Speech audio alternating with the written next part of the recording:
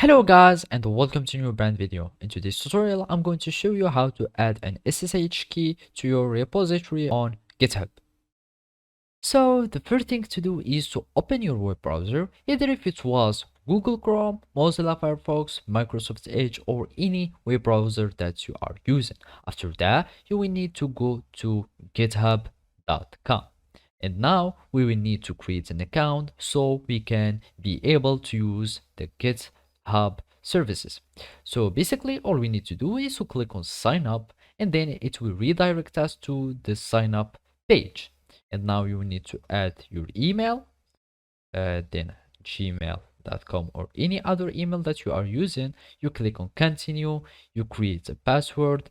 So if it was anything like that, click on continue and then you will add a username, for example whatever the username was. Now you will need just to type yes or no if you want to have the emails and announcements. So click on no if you don't want to, and then you will need just to solve as a verification, you solve this puzzle. So we start this puzzle, identical objects, we do like this, and then you will do like that, and then you will create an account. So basically after you create an account, all you need to do is to verify your email by having copying the code that will be sent to your email, and then you will just paste it here and you will be able to create a new account on GitHub. After that it will sign in you and you will have access to use the GitHub repository. And basically now all you need to do is to follow these simple steps.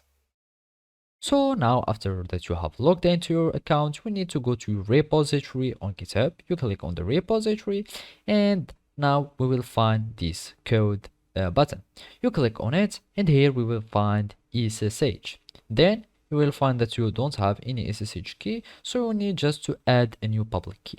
You click on it and here you will paste the key that you have or the SSH key that you have just created and make sure that it's a valid key so it can be accepted or accepted. You can give it title and then you will need just to click on add SSH key, and if it is valid you will have it added to your repository or to your profile. So basically this is how you can do it. Thank you for watching and see you next time.